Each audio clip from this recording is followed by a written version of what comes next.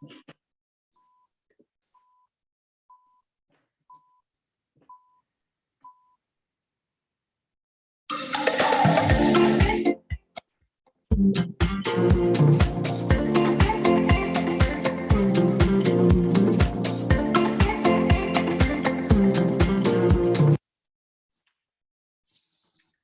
evening, and welcome to the last webinar of the cycle dedicated to the project Accessible Environment, Inclusive Society. My name is Lolly Funk, and I have been invited to coordinate this webinar. A few words to introduce myself.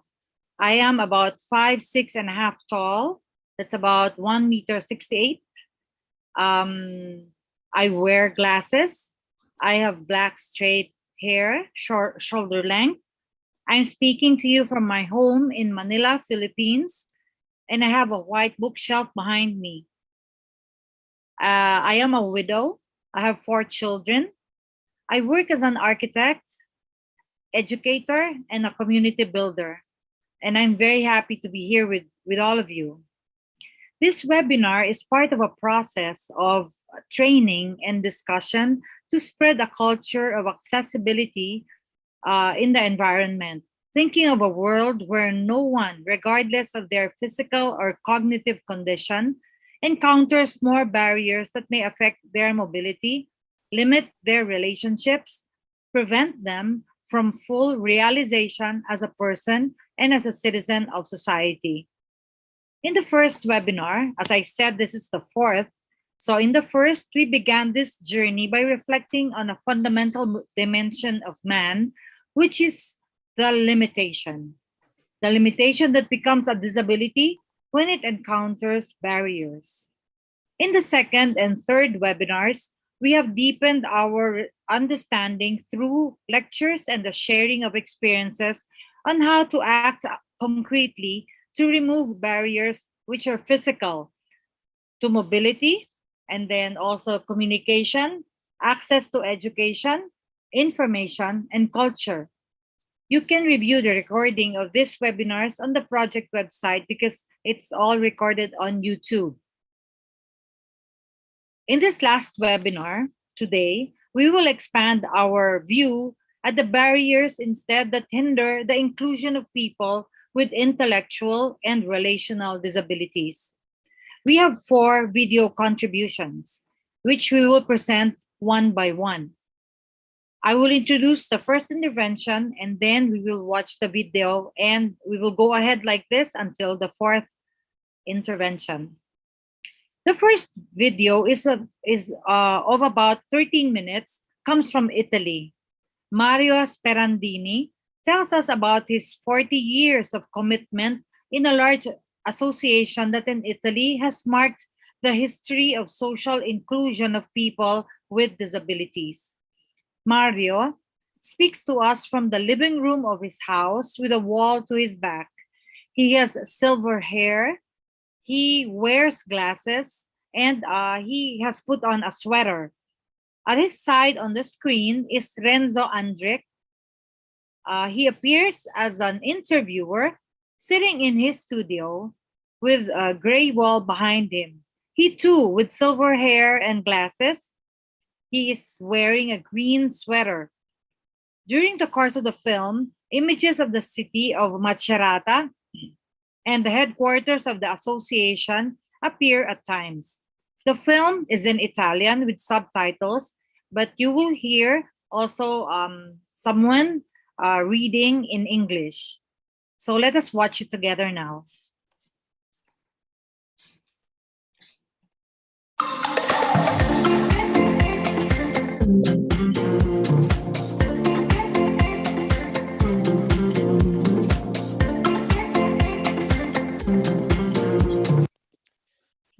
Mario Sperandini speaks from Macerata, a beautiful city in central Italy.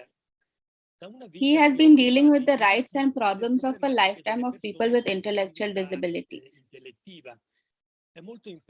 He is a very managerial position and known in this field. ANFAS, National Association for Families and People with Intellectual Disabilities and Neurodevelopment Disorders. Mario, can you briefly tell us something about yourself and how did you get involved in this field? I am, as you said, Mario Sprangandini, father of two children, Michaela, the oldest, and Massimiliano, the second. I met Am first with the birth of Michela. It was 1972. I met this association, which was recently born in our city. Am first was born and first was born in Rome in 1958 on the initiative of her mother, Singonara Moghetto, a German. He has married an Italian aeronautical engineer. She that in Paris and has four children, the last of these born with severe intellectual disability, Paolo. The family returned to Rome because the husband was returned to work in Rome. And in Rome in 1958, with respect to intellectual disabilities, they find a desert. For those who remember that period, intellectual disability, she was related to institutions except in psychiatric hospitals. This was the culture datum of the time. Maria Moghetto does not resign, how to say, the oblivious of Paul, and she contacts other mothers who in Rome lived the same experience as her. Here in Anfes, women have a very important prerogative. So he brings other women together and constitutes the National Association for Anfas, which is recognized with the degree of Presidential of the Republic. Precisely because there was a feeling this need Anfas spreads really fast throughout the national territory. It spreads in various territories according to the opportunities, the possibilities, the commitment that the various family members have. But the initial prerogative of ANFAS for these women was the safeguarding of the rights of people with disabilities, so that they were not excluded, recluse, or segregated in home cloisters. Because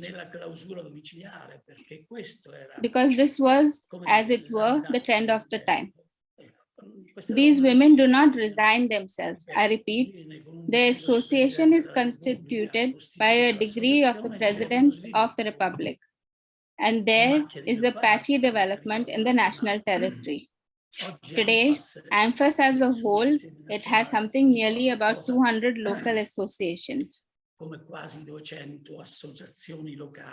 Each local association is autonomous from the managerial and asset point of view, but bound and held together by the ideals of ANFAS has always set itself. That is precisely the safeguarding of rights.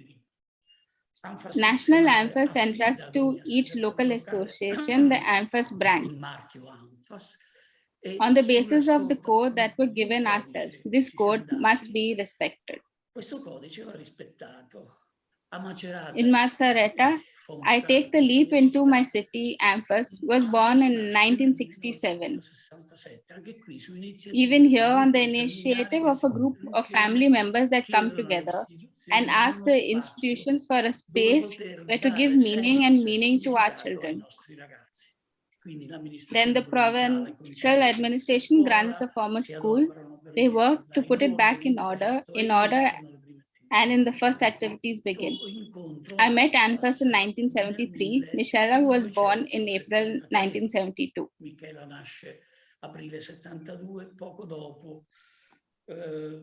Shortly after already her birth, Michela highlights some difficulty not precisely diagnosed, because it was not a clear syndrome like Down's.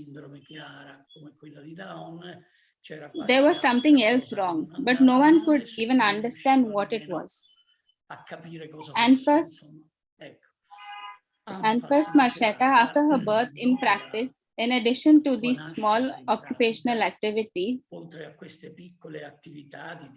availing perhaps willing family members, volunteers, etc., You have the institution and hire the first professional figures, a psychomotor, a psychologist, another therapist.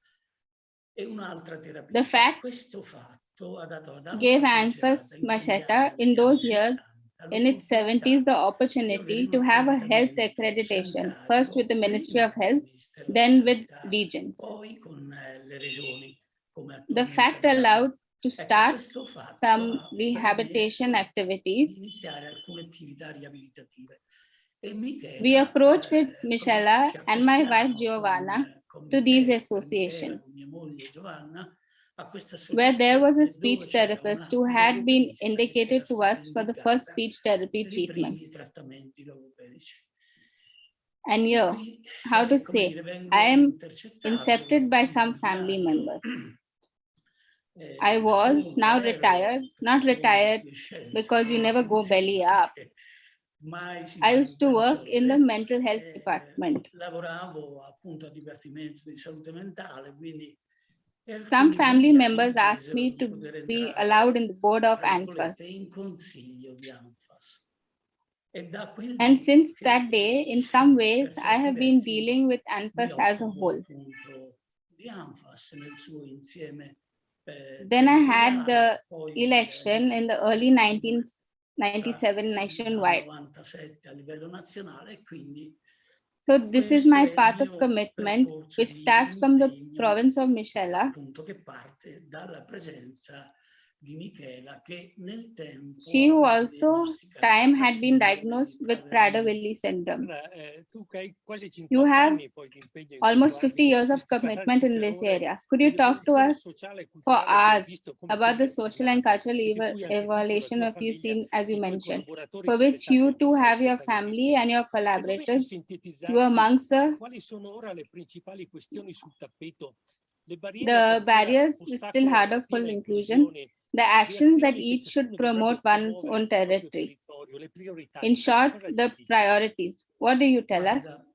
Look, in my opinion, the priorities are like this. The United Nations document on the rights of persons with disabilities, because I would say this is how to say the Magna Carta, that every administration but citizenship should also have, right? That of hospitality, that of inclusion, because this involves growth.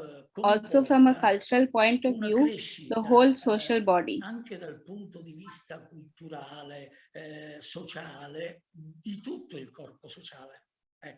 Here then, the nothing about us without us slogan that represents this wanting to be,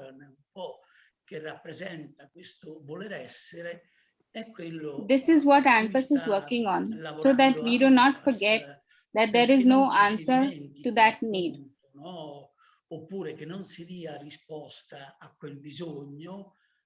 Only starting from a reasoning perspective, if there are funds, you can do it, there aren't any. If it is the right, it must be done. Here, this is the prerogative, the element of commitment at a particular moment. Also because it does not take body and foot of the idea of waste. This is what ANFAS is doing right now at a national and local level.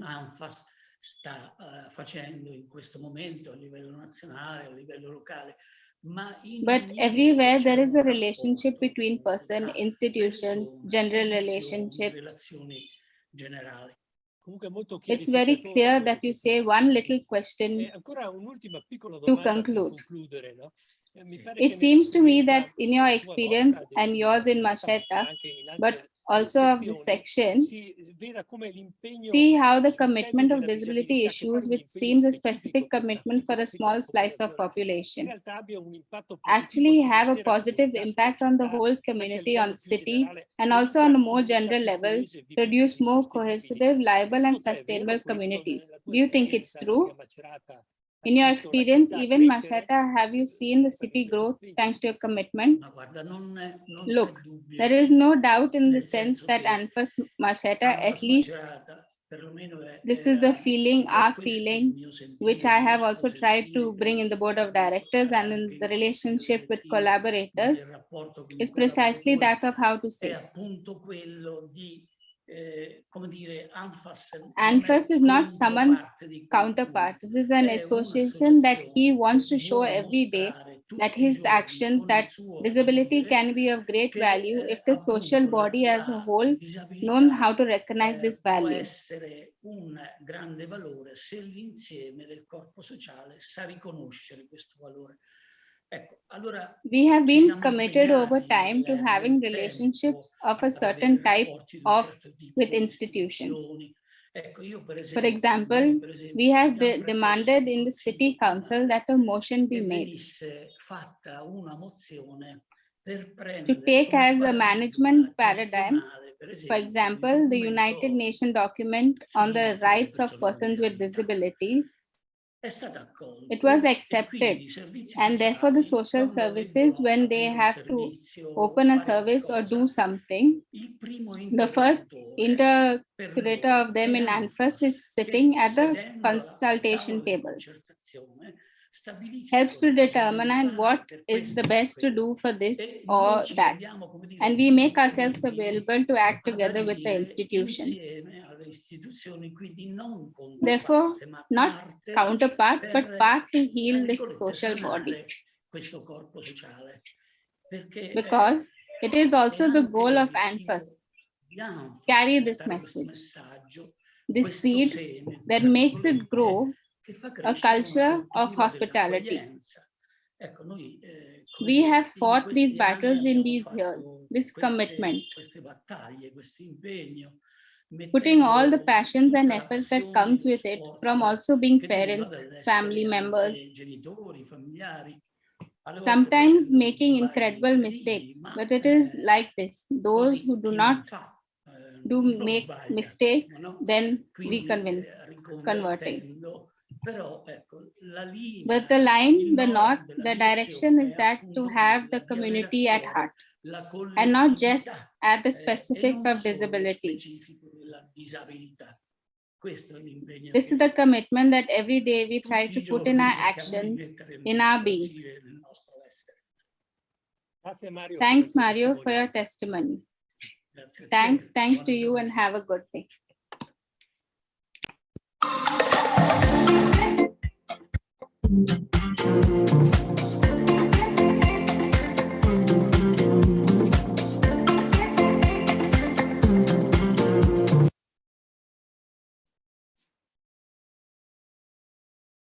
Now we go to the second intervention. It is about 7 minutes long, and it comes from Belgium. Herman Wouter is a pedagogist who leads us to discover new ways of relating to people with profound intellectual limitations. Herman speaks to us from his room. He has closets behind him. He has short silver hair. He wears glasses and a blue t-shirt. Beside him on the screen appears Renzo Andrich as an interviewer, sitting in his study, exactly as in the previous film we have seen, wearing a green t-shirt. The images that will appear in the film will be described by Herman himself. The film is in English with subtitles. Let's see.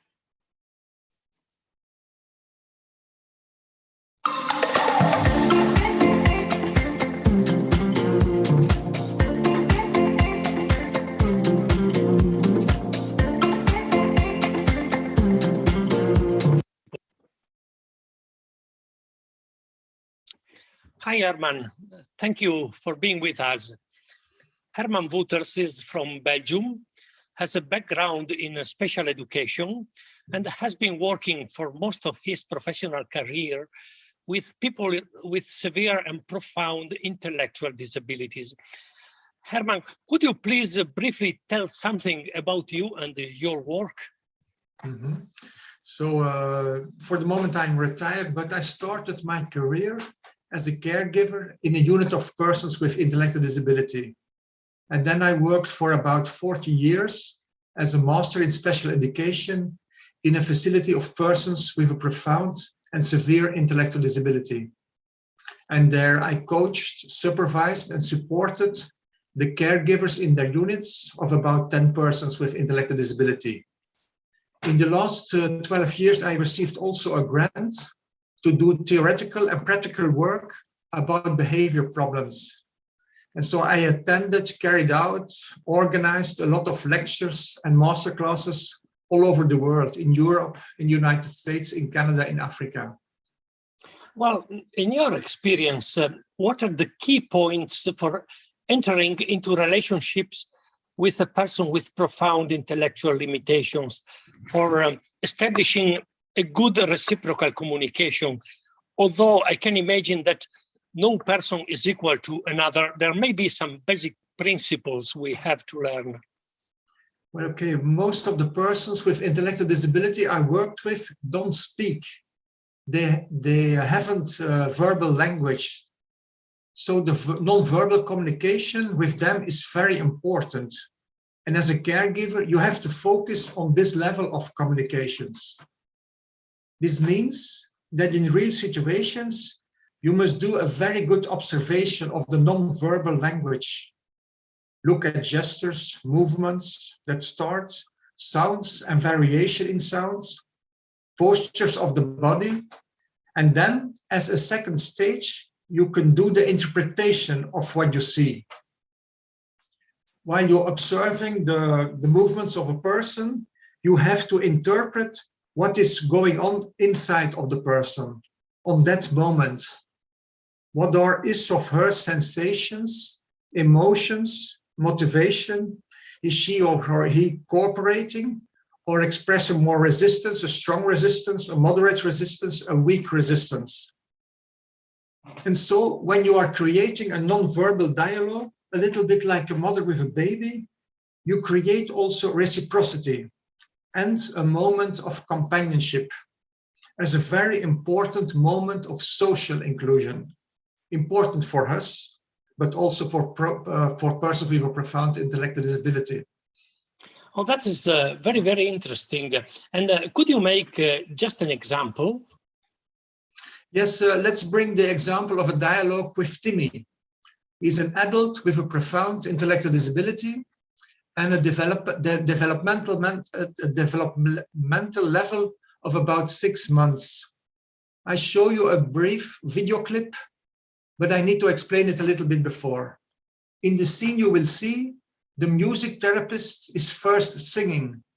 You could say like a first voice. And Timmy is joining the activity with his movements. And then a moment, the therapist stops. There is a moment of silence. And Timmy starts to make sounds, which is for him quite exceptional. Like he would want to say, hey, please continue. It was pleasant. Please continue the activity. And then the therapist is joining the activity of Timmy. You could say like a little bit like a second voice. She changed her role. First, she was leading, but now she is joining the activity of Timmy. And this is a very nice moment of reciprocity, and that creates a feeling of companionship. But I propose to look at the video.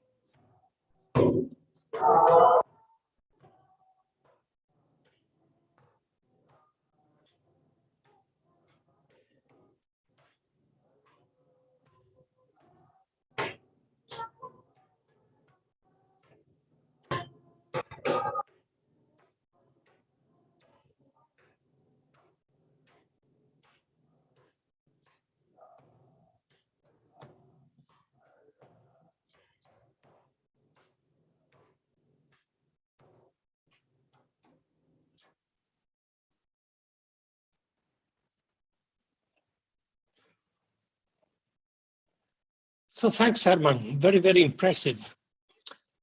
So just to finish, what do you think we can and should do to make our cities, our communities fully inclusive for persons with profound intellectual disabilities?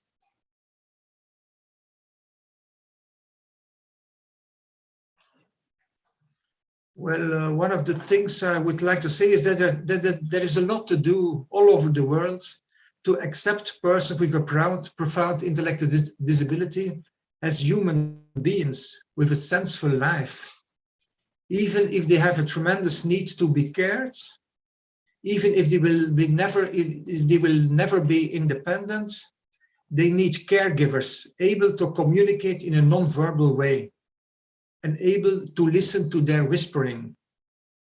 But as I said before already, moments of real companionship are a social need for everyone, for us, but also for people with intellectual disability. Thank you. Thank you, Herman, for your very inspirational talk. Thanks.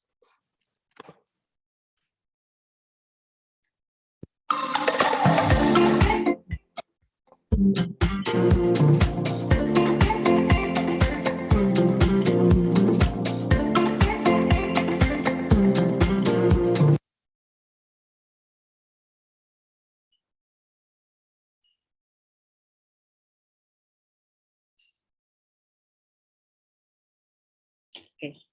The third intervention is about 8 minutes long, and it is from Italy again. It is a story of inclusion in the work of people with intellectual disabilities, born from the commitment and genius of two friends. The first part shows a television report of the Italian broadcaster TV 2000, shot in the company protagonist of this story, the pastry shop Frolla. In the second part, Renzo Andrich interviews the leader or the head of the company, Jacopo Corona, who speaks to us from his room with a wall of closets and a curtain behind him. Jacopo has black hair and a beard and wears a white sweatshirt. The film is in Italian with subtitles, so with subtitles in English, and you would hear again Gilin helping us as she reads the subtitles. Enjoy watching.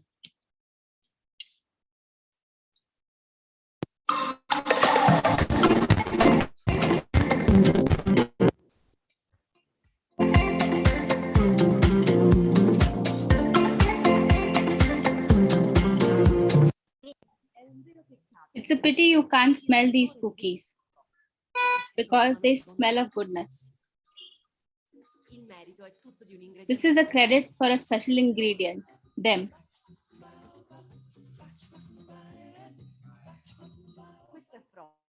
This is Frolla, a biscuit factory in the province of Ancona, with 10 special kids work. It has now also become a bar. And this is where I met Eliza and Marco. Some say that we were numbers. Instead, we are useful for everything. I've always been discriminated against my peers I've had. But it doesn't matter to me. I've always fought against everyone and everything. In fact, coming here, I thought and I spoke to my mother, where will I go to work? And in the end, I'm here. Because you also make money here. Yep. It's a job, all intents and purposes. Yes, the pennies are needed. Then I give them to my mom. It's a fundamental thing. And this makes me so happy because at least I'm useful. for mom, for dad, for my sister, and I also have a dog. Do you also put music when you play with them? Yep. These cookies look better when you have music? Yep. Do you dance with them? Of course not. In the laboratory, also Mirko found a job. He is a chef who was in a very serious road accident and lost the use of both and partially of his hands. We immediately entered into this symbiosis precisely due to the fact that my shortcomings are compensated by them.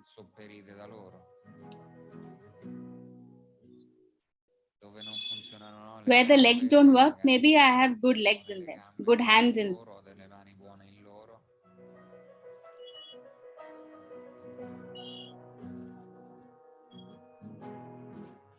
What opportunity does Frola represent for you? The opportunity to return to work.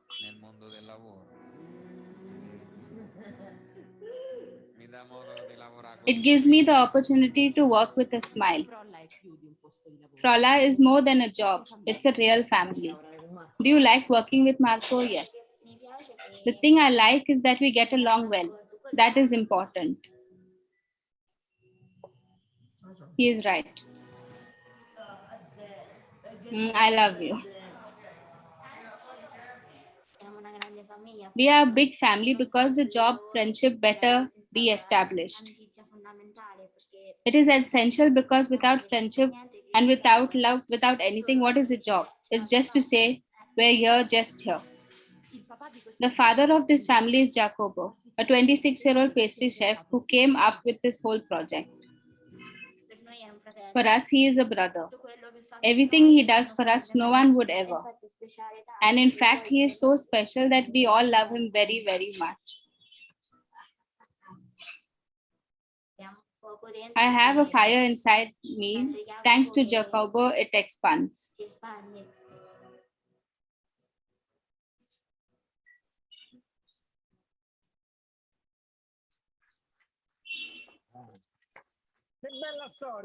What a beautiful story. And Jacobo Corona is here.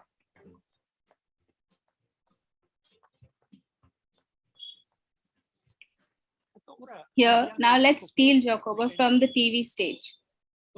Not without first thanking TV 2000 for the nice service I aided some time ago on its channel. Jacobo, thank you for being here with us. The footage showed us a really beautiful story, as a reporter said, and interesting. Would you like to briefly tell us how it started? Hello, everyone. It's always a pleasure to share ideas with you. We started as a time frame 3.5 years ago. Because Frola was born as an activity as a production workshop on May 12, 2018. It comes mainly for a story of friendship, which is mine and that of Gelato, another founding partner with me in this reality. It was born first of all for the need to create work, and above all to insert a social context in the world of disability, then to make a fusion between the job world and in case of the pastry shop, which is the field I take care of, and in the social world, which is the field that Joanna takes care of. We did some kind of fusion, both of friendship, but also as skills. For there, the idea was practically born for this cookie that creates inclusion.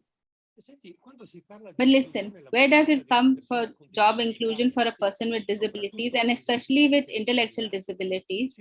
Sometimes you risk falling into a misunderstanding as to say paternalistic, where the instead of a person is not really seen as a business resource, but only as someone to help, a way in which the community fulfills its duty as social responsibility.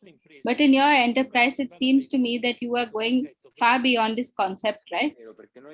It's true, because first of all, as a central idea of this project, we don't have the word of disability.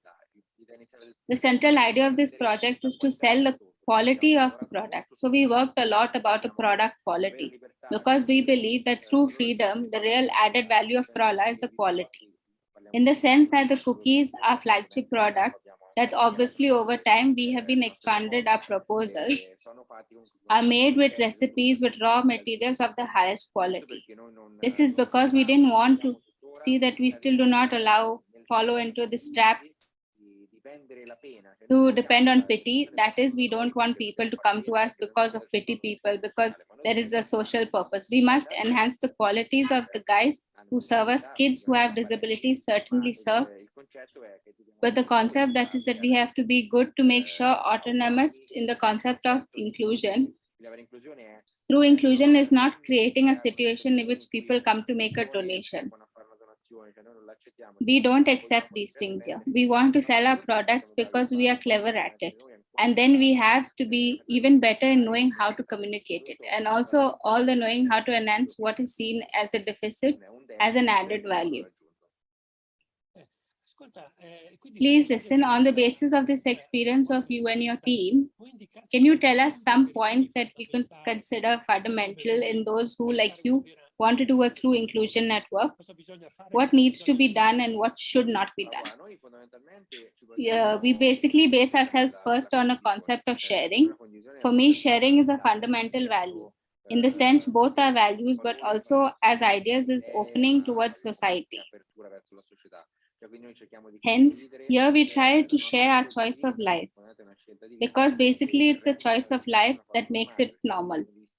Why is it seen today, right? Many people tell us good things about it, but it's not that we are good, because we like it first of all. For us, it's something that gratifies us. And then the whole concept that we have as openness.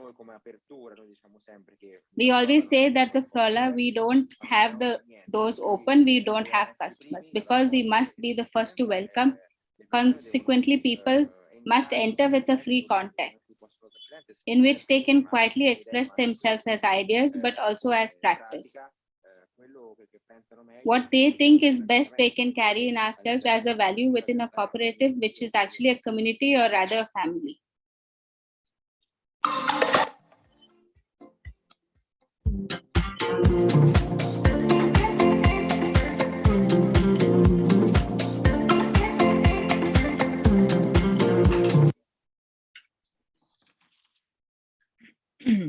Now we have a last video. It's the fourth contribution and it is shorter, just 3 minutes, and it comes from France.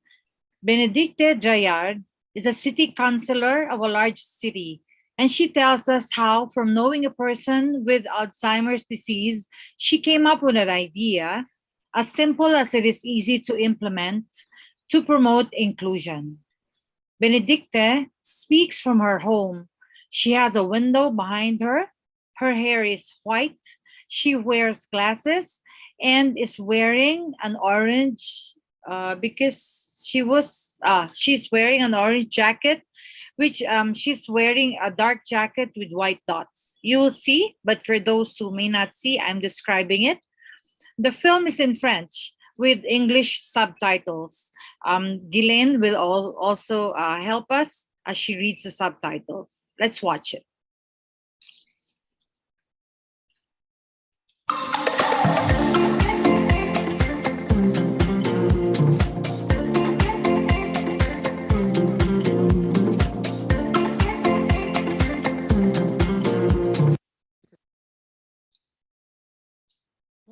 Hi, I'm Benedita Dryad.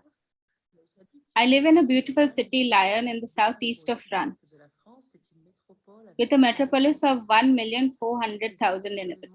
Recently, I was elected as an old Lyon in the historic district, a while responsible for services for the elderly. During the pandemic, I really asked myself the question how to be close to these people, many of whom no longer wanted to go out. With other members of the council, we thought that we could organize an exhibition on the gates of the town hall garden with large panels. We organized an exhibition for the Women's Day and a Great Women for the 5th neighborhood of Lyon. We called it Matrimony, Women Heritage. And this exhibition, which was put on the gates of the panel, made people to go out and come into Rhyme and look at those great historic panels. It was very successful. One day I was showing this exhibition to a group of elderly, There was a gentleman who was amongst us who obviously was a bit out of touch. That is to say that he looked a little the signs and walked around and around. And then at the end of the exhibition, his wife said to me, "Thank you very much, because you have been extremely patient with my husband who has Alzheimer's disease." So I said, "But it's completely normal. This exhibition was also made for him." The lady said to me, "You know, recently I read in the newspaper Le Monde that people with Alzheimer's, maybe playing ping pong could help for a psychomotor and cognitive point of view." So she continued, "Why not have the garden of the town hall a ping pong table, which could also be an intergenerational place, of course, because we can play ping pong very well for all generations." It was an idea that didn't even come to mind because I was not at all specialized at these questions. So I inquired. I contacted France Alzheimer's, who is an association for people with Alzheimer's. Together, we put together a file to request that there may be tables, ping pong, in town halls. But you know, I belong just for the fifth exoration of Lion, and therefore these grant requests that may have done at the level of Central Hall may not be done. We therefore put together a file, and indeed, currently we know that there will be a ping pong table in the City Hall parks in Lion. Thanks to this listening that took place with the person, this wife of a person who had Alzheimer's, I look forward to it because I think it's very important to listen to people. So I invite you, for those who can, to inquire and possibly put ping pong tables in the parks of your cities. Goodbye, and this is one day you can come to Lion. You, of course, are welcome.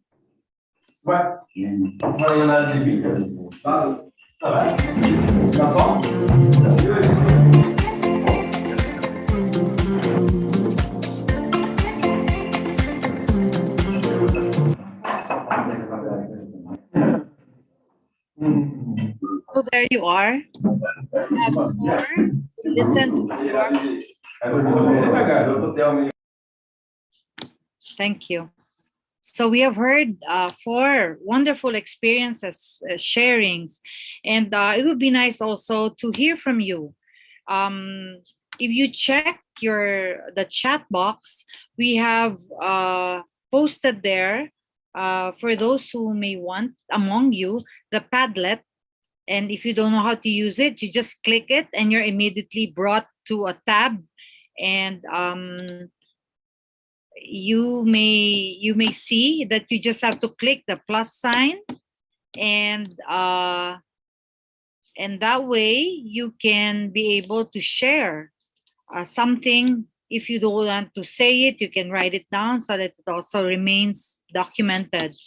But for those of us who have about a good 10 minutes, we could share whatever impressions or insights you have, if you'd like to share, because we have seen how strong the experiences are. And I could feel like we're looking at a big society with all of these challenges, but the relationships showed us that we can also be able to do it in small steps, which would have a big impact, right? So if there's anyone who'd like to share, we have here the Padlet. You can write. This is the right one. The first one wasn't quite right, so this one is the right one. Is there anyone who would like to share over here? Just short, anything, an impression, an insight.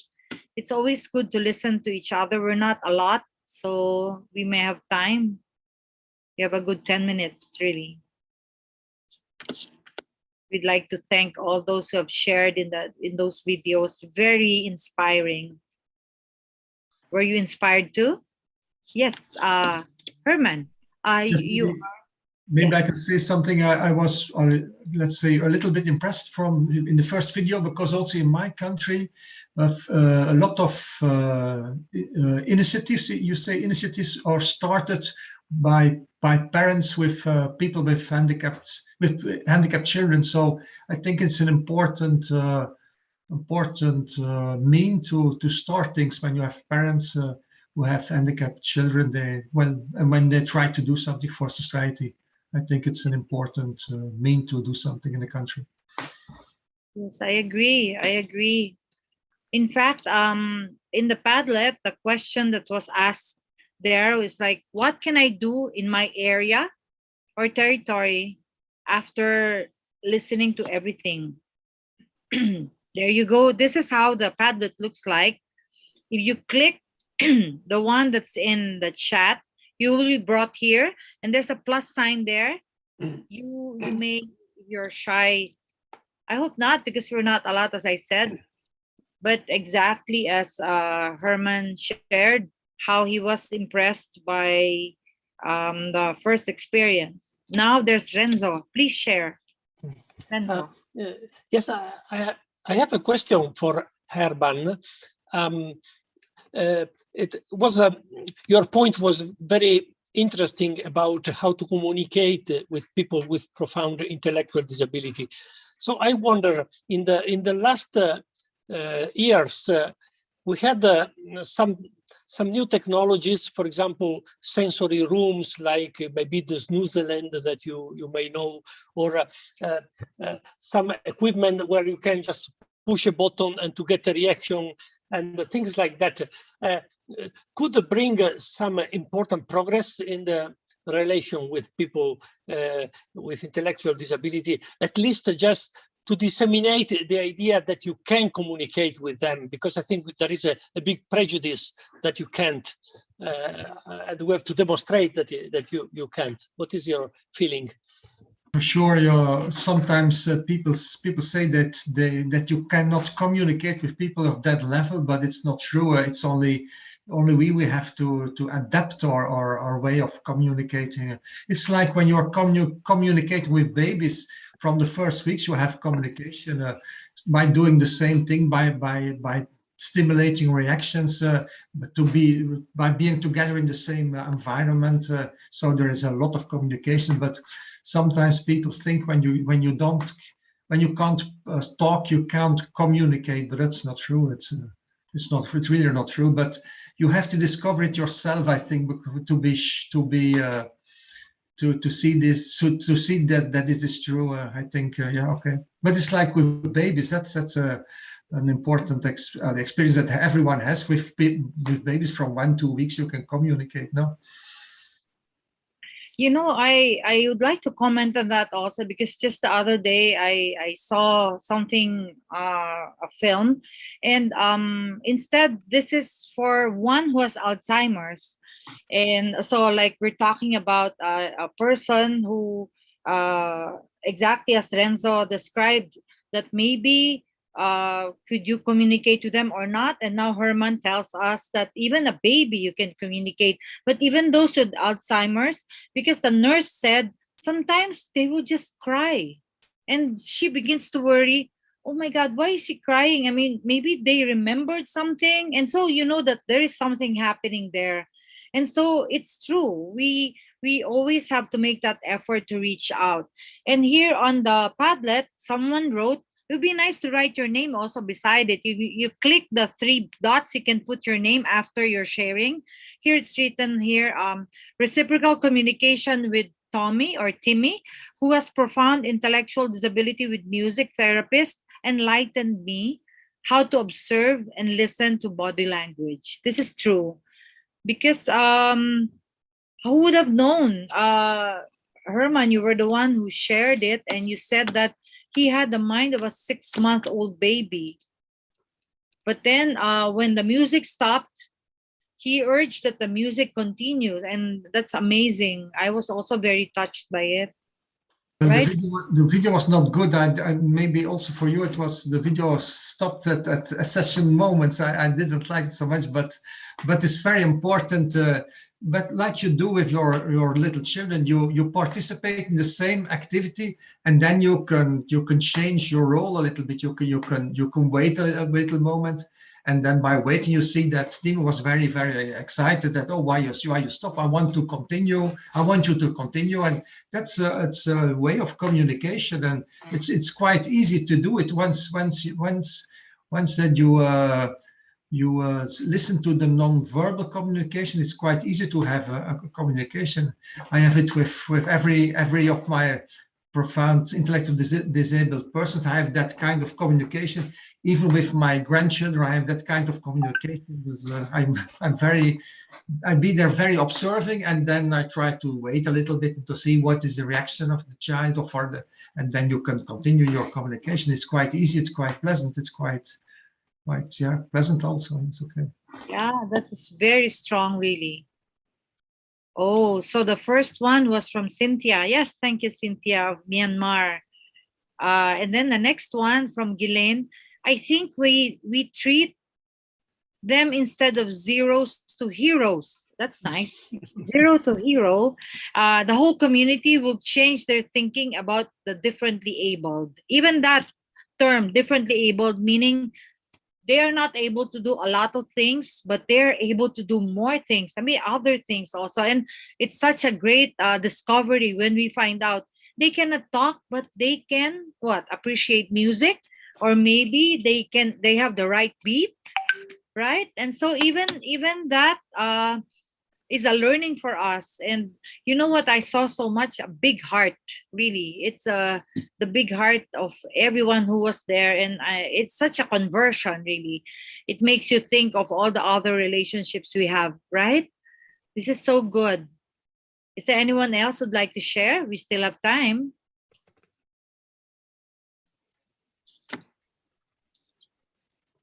We have Flowers. We have Yolanda.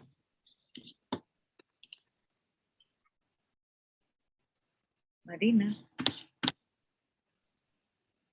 You know, you can still keep the Padlet, and then maybe you want to share at length also later on. You feel free, okay? Because the question is like, how would you do in your own place, in your own area? Because maybe you think, oh, maybe I can do that, because they created ping pong games. I mean, tables, set it up where there are the people who are struck with Alzheimer's. So there.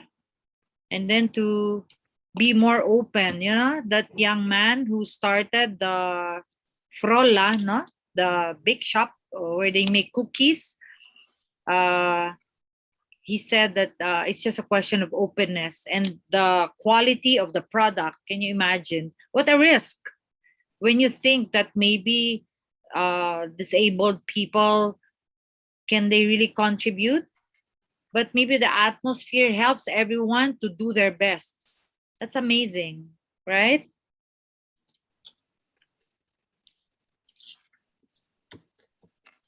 May I say something else? Yes, please. Two things. One, we had the recent news that the Frolla Lab has received a European award, which is called the European Citizens of the Year. It's an annual award that has been awarded in Strasbourg at the European Parliament 1 month ago. And so they were among the winners. And they said that after this award, they started to got a lot of orders by customers now. So they have a lot of work. And now the people with intellectual disabilities that are employed there are 18. So for a small business like that is very, very important. And the second remark is that just inspired by the conversation by Benedict from France, the idea of the ping pong table.